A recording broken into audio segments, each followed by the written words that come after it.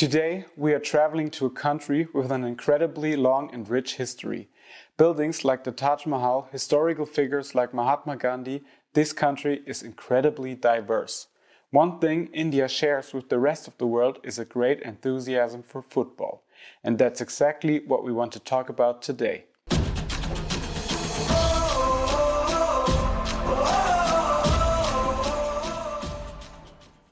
Our journey today takes us to South Asia, the 7th largest country on Earth, with the 2nd largest population. To describe India in a few sentences is impossible, because with more than 1.3 billion people, cities like Mumbai or Delhi, and the Bollywood film industry, there are just so many stories to tell. Today we focus on football in India, and again, I can promise you it will be fascinating. The beginnings of Indian football are in the 19th century. British soldiers brought the sport to the country and initially matches were played between army teams. Kolkata FC was then the first club to be founded in 1872. Kolkata, then also the capital of British India, quickly became the center of football. The first tournaments started, such as Gladstone Cup, the Trades Cup or the Kuch Behar Cup. In 1893, the Indian Football Association was founded.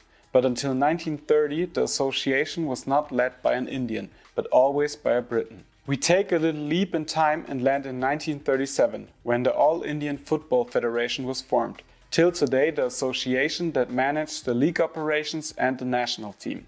Before we talk about the national team, the golden era and also the current development, let's look at club football. We do this along with one of India's greatest football legends of recent years. Subrata Paul, 67th-time international and goalkeeper of the country's best teams for years. He lives for the sport and has seen a lot over the years. He was in goal for the national team in the 2011 AFC Asian Cup, where he earned the nickname The Spider. He has also picked up the Golden Glove Award from the Indian Super League. Yeah, nowadays football is very big in India because after starting the ISL, Indian Super League, football is all over India. Before it was only specified is few states like West Bengal, Kerala, Goa and Maharashtra, little bit Northeast. But nowadays, after ISL coming, football is very, very big in India. In Calcutta, Kerala, Maharashtra, Northeast, Goa, people will know in football, or if you played for national team, if you playing professional more than 5-10 years, people will recognize you. The Indian Super League has already appealed to Subrata. It has changed a lot of things for the better in club football in the country. It was founded in October 2013 and the first championship started in 2014 with 8 teams. 11 teams now compete in the league, and after a few years of waiting, the league has also been officially recognized by the Asian Football Confederation and FIFA. There's also the I-League, which also coexists as the highest league in the country. This was founded in 2007, and there's also a promotion and relegation rule with the 2nd division. The most successful team here is Dempo SC with 3 titles. Internationally and nationally, however, the Super League is more present. Also due to a large number of world stars who have already played in the league. To name just a few: Alessandro Del Piero, Roberto Carlos, Nicolas Anelka, Diego Forlan and David Trezeguet played in the league between 2014 and 2016. Local players could also learn a lot from these stars, as Subrata, who played together with Anelka at Mumbai City FC in 2015, tells us. In 2014, Indian Super League started. There is a many big names are coming like Anelka, Roberto Carlos, Tim Cahill, Trezeguet, Del Piero, all superstar of the world superstar has come, and they show me the way how to behave with the football, how to play, how to behave, how to train, everything. And now we try to follow the same things. The Super League consists of a regular season followed by the playoffs, which start with the semi-finals. So far, 5 teams have secured the league title, with ATK leading the way with 3 titles. However, in the season just ended, it was Hyderabad FC who secured the championship. Top scorer was Nigerian Bartolome Ogbeche. The champions earn a spot in the group stage at the AFC Champions League. Plus, there are 2 tickets for India to the 2nd highest continental tournament, the AFC Cup. One of them goes to a Super League team, the other to the I-League champion. In the 2021 AFC Champions League, FC Goa was the first Indian representative ever in the group stage, but only managed to finish third and was eliminated. In this year's edition, Mumbai City FC still have a chance of progressing. In the AFC Cup, Bengaluru FC's greatest success came in 2016 when they reached the final but lost 1-0 to Al-Qaeda Al-Jawiya of Iraq. The standard and conditions of club football in India are improving year by year, so it is likely that there will be some more successes here in the future. Let's close this chapter and jump straight into the next one, the national team. The first international match before independence was in 1938, when they lost to Australia in Sydney. India then became independent in 1947, and a year later the first international match was against France in London, a narrow 2-1 defeat. It was also the first round of the Olympic football tournament. The golden era followed, however, and India qualified for the World Cup in Brazil in 1950. Due to the high cost of travel, they withdrew before the start of the tournament, and the Olympic football tournament was also considered more important.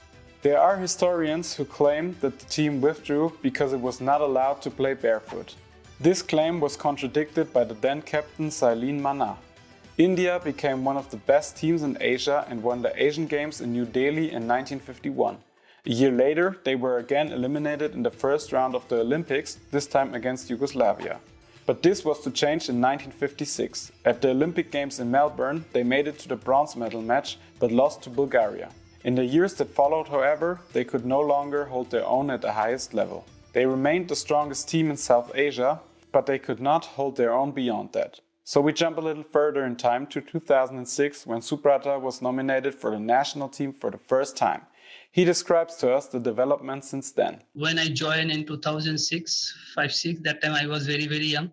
I played with all legendary players like Baichung Bhutia, I.M. Vijayan, Climax Lawrence, Shambhugam Venkatesh, Sandeep Nandi. That time I was junior, and from that day to today in the national team, there is a huge difference. It's not only in football, off the pitch also players getting good treatment, good facilities. And before we not used to play FIFA friendlies very much. Nowadays, I think in last 5-6 years, we played so many FIFA friendlies. That helps our ranking to improve. I think you also know that our ranking is now 104, 106. 2 years back, we was under 100. That is one of our best ranked. A major achievement was the return to the AFC Asian Cup in 2011 after 27 years of waiting. In preparation for the tournament, the national team trained together for 8 months and the players did not play for their clubs during that time. In Group C, they faced Australia, South Korea and Bahrain. Although they lost all 3 games, they were still greeted with euphoria by the fans. Subrata attracted particular attention in the match against South Korea, and the newspapers named him Spider and real MVP after 16 saves. After that, the team suffered a few setbacks in the World Cup qualifiers and the SAFF Championship, but the qualification for the Asian Cup 2019 was the next highlight. Here they managed a victory against the Thais, but it was not enough to advance.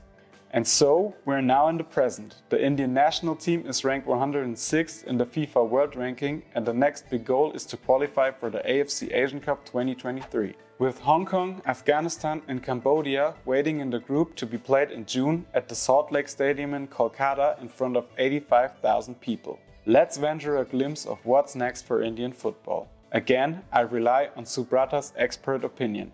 Who would know better, having witnessed and shaped the development of the last 16 years in Indian football firsthand? All are new players. Those are playing in the national team. In our batch, almost only Sunil Chetty was there. The next batch, Gurpreet, Sandesh, and so many junior players are coming. I think this is a transition period. We need time. And if you go through Asia, like if you compare with Australia, Japan, Korea, like Bahrain and other countries, Iran, Iraq, we need times. But I am damn sure that we will compete with them in very soon. because the way our Indian football is growing, I think within 5 to 7 years, we can compete with the superpower of Asias like Japan, Korea, Iran, Iraq. India as one of Asia's top teams in the future, a very exciting notion, and I am curious to see what the next few years bring. I want to thank Subrata for the fascinating insight into India's football culture and also say thank you to everyone who has accompanied me on this journey to this point.